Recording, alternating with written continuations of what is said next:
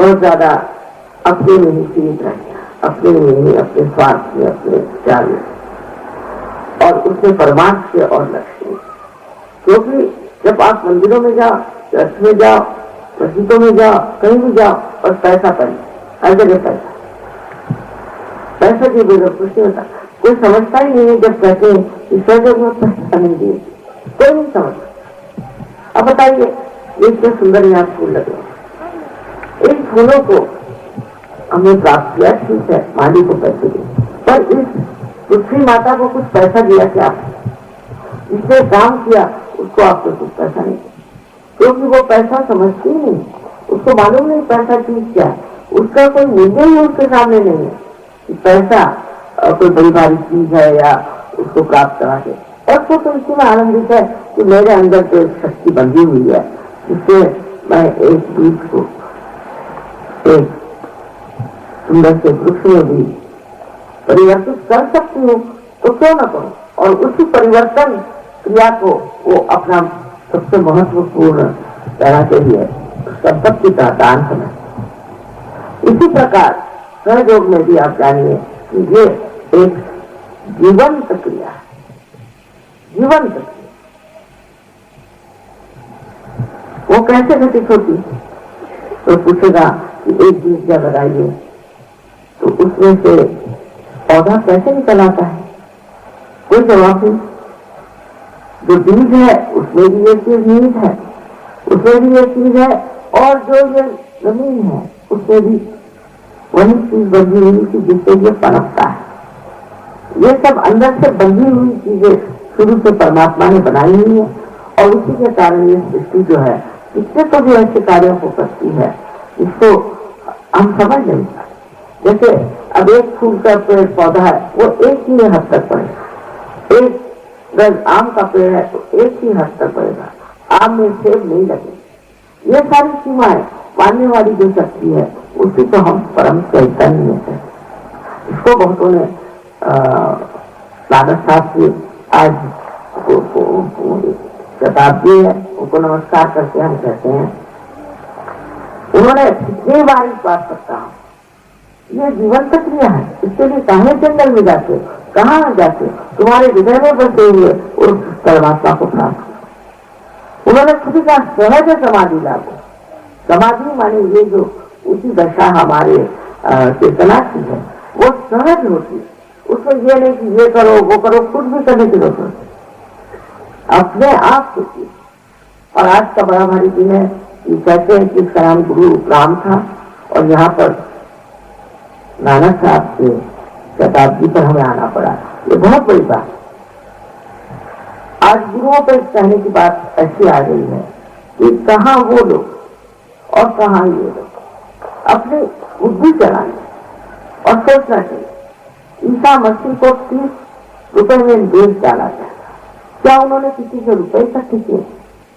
ये लोग आपसे रुपए इकट्ठे करते हैं, बड़े बड़े महल बनवाते हैं, बड़े बड़े पता नहीं क्या क्या धंधे करते हैं, और ये रुपया इकट्ठा करने का धंधा कोई भी परमात्मा का मनुष्य नहीं करता, उसको नहीं समझना।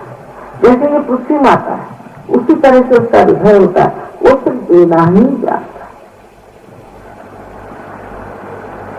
ऐसे समझ से अगर आप चले, क्योंकि उन्होंने पिछले साल मुझे बताया था, यहाँ बहुत से लोग किसी गुरु से बहुत प्रभावित थे, उन्होंने सब हमारे इतने भी एडवर्टीजमेंट लगाए थे वो सब उन्होंने फाड़ डाले, इतने फोटोग्राफ लगा के सब फाड़ डाले। मैंने कहा ठीक नेक्स्ट ईयर अब आंखें खोल लेती है। कबीरदास जी ने कहा है, कैसे समझाऊं सब जगह अंधा, ऐसे कैसे हार करके बैठे। वो लोग हार गए। उस वक्त वो किसी नहीं किसी लोग सुने इस बात को, जाने कि पहले सत्य को प्राप्त। बहुत ही कम लोग थे, बहुत कम लोग, और उन लोगों की एक स्थिति उचित थी। जैसे नामदेव महाराष्ट्र के एक दर्जी, और उनकी एक विशेषता थी कि उनकी जो नौकरानी थी वो भी साधु साध्वी।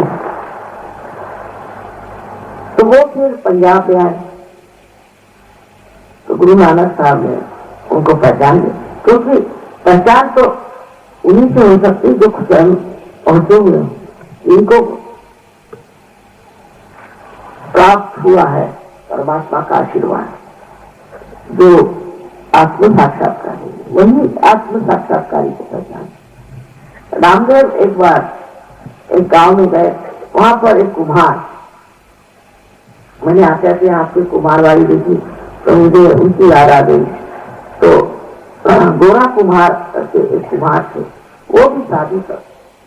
तो जब देखा उनके खड़े थे वहां, जाकर के देखा कि वो अपनी पांव से मिट्टी को तोड़ रहे।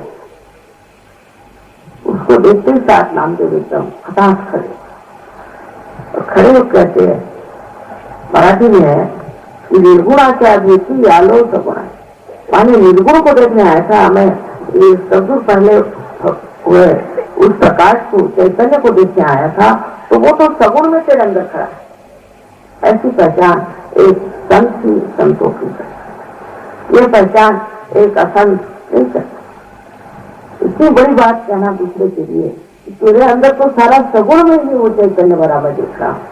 और ये जो उनका कहना था, वही बात आप देख सकते हैं कि नानक साहब ने उनको कितनी इज्जत से अपने पास रखा। फिर वो पंजाबी थी और उनकी इतनी बड़ी किताब है पंजाबी भाषा, नामदेव जो कि महाराष्ट्र के थे, इतनी बड़ी किताब उन्होंने लिखी और इसमें वर्णन किया कि निराकार क्या था। उस सब नानक साहब ने कहा कि अभी तो साकार की बात नहीं करो, निराकार की बात, क्योंकि साकार की बात करो तो लोग फिर लगे मूर्तियों को पूजना, ये करना वो करना, पर वो भी साकार की बात ही रहे। ऐसा कि अगर आप फूलों की बात करिए तो लोग फूल तक जाते, अच्छा तो फूलों की बात मत करिए, शहद की बात करिए तो क्या आपको शहद को प्राप्त करना, तो शहद की बात शुरू करिए तो शहद में आपको एक मधुकर होना चाहिए, आपको एक बीज होना चाहिए, जिससे कि आप में वो शक्ति आए कि आप उस शहद तक पहुंचे। ये बात उन्होंने सबने कही है, ये कोई मैं नई बात नहीं कह रही। ये तुकाराम थे, रामदास थे, आदि शंकराचार्य थे, या कोई भी आप सबसे बड़े, तो मैं कहती 12वीं शताब्दी में जो ज्ञानेश्वर जी हो गए, उन्होंने भी साफ साफ कह दिया कि आत्म साक्षात्कार के बगैर आप ज्ञान को प्राप्त नहीं कर। गीता में भी उन्होंने सबसे पहले कहा ज्ञान को प्राप्त। आप ज्ञान को प्राप्त करो, माने लोगों ने पढ़ना लिखना शुरू कर दिया। पढ़ना लिखना तो कोई भी कर सकता, उससे कोई ज्ञानी तो नहीं होता। कभी तो देखा मैंने, ज्यादा जो लोग पढ़े लिखे होते हैं वो तो इस कदर घमंडी, इस कदर गुस्सैले और अपने को पता नहीं क्या समझने लग जाए। कभी दादी ने कहा ना, पढ़ी पढ़ी पंडित तबूर खबर, पढ़ करके वो सोचने लगते हमें बड़े विद्वान है, हम ही ने जैसे कोई गीता लिखी है, हम ही सब रामायण जानते हैं, हम ही सब कुरान जानते हैं। और इसमें एक तरह की जो मद का नशा चल रहा है, उससे आदमी देख भी नहीं सकता कि मैं जिसको कहना हूं ज्ञान, वो ज्ञान नहीं है, क्योंकि ज्ञान एक इसलिए कि हम अपने नसों पर जान सकते हैं, अपने सेंट्रल नर्वस सिस्टम से ज्ञान को जानना है। जैसे इंसान और पशु में अंतर है कि बहुत सी बातें इंसान जानता है, पशु नहीं। वो जानता है अपने सेंट्रल नर्वस सिस्टम, अपने हाथ में बचे हुए नसों से जानता है। ज्ञान, इसे ज्ञान को, ये बोध, ये शब्द बुद्ध ने भी इस्तेमाल किया, बोध। बोध माने